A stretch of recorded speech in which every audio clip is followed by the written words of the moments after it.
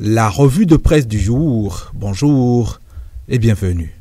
Restitution des biens culturels spoliés pendant la colonisation, l'appel pour la création d'un réseau parlementaire pour la restitution des biens culturels, lit-on dans la parution de la primaire de ce lundi.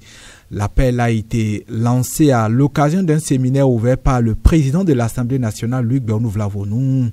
Il s'agit du séminaire parlementaire sur le thème « Les parlements d'Afrique francophone face aux enjeux de la restitution des biens culturels spoliés pendant la colonisation ». Un séminaire qui a pris fin vendredi dernier, écrivent mes confrères de la primeur. La cérémonie de clôture du dit séminaire a été présidée par Hassan Seibou en sa qualité du vice-président de la section béninoise de l'Assemblée parlementaire de la francophonie APF et président du comité d'organisation du séminaire, précise la tribune de la capitale. Hassan Seibou a dit toute la satisfaction des participants et tout leur engagement pour une diplomatie parlementaire au service de la restitution des biens culturels, rapporte le quotidien de Porto-Novo qui ajoute que la problématique des biens culturels sera débattue bientôt à l'APF pour asseoir un réseau, selon une promesse de Hassan Seibou.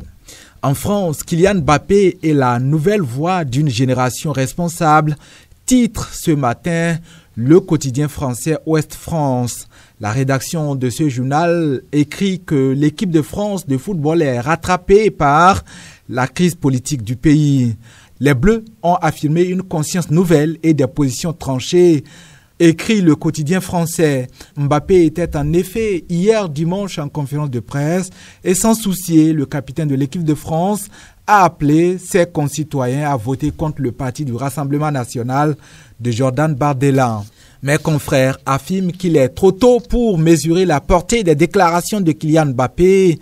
Ils pensent cependant que sa prise de position suscitera davantage de commentaires que son repositionnement sur le terrain. Ouest France ajoute même que les réactions engendrées déjà sont à la mesure de ce que le capitaine des Bleus représente aujourd'hui. Une star mondiale du football, une marque à lui tout seul et la voix d'une génération aussi décomplexée qu'assumée. Pour tempérer les critiques et les positions déjà braquées de certains contre la déclaration de Mbappé, la rédaction de Ouest France rappelle qu'il y a seulement 2 ans au Qatar, à la Coupe du Monde, Emmanuel Macron avait tout mis en œuvre pour séparer foot et politique. Une vision que le journal considère comme vaine et dépassée, anachronique surtout, car le sport a souvent offert une tribune quand il n'a pas offert un miroir à la société, conclut Ouest France. Toujours parlant de ces législatives, le quotidien français La Croix nous annonce le début officiel de la campagne ce jour.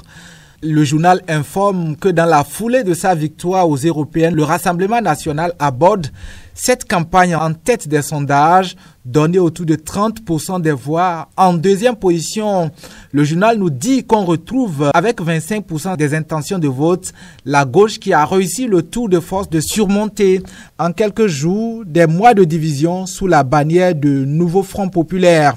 La majorité présidentielle sortante ne présentera pas de candidats aux législatives dans une 60aine de circonscriptions électorales, dont celle de l'ancien président socialiste François Hollande, où la majorité va apporter son soutien aux candidats de droite, explique La Croix. La revue de presse, à demain mardi.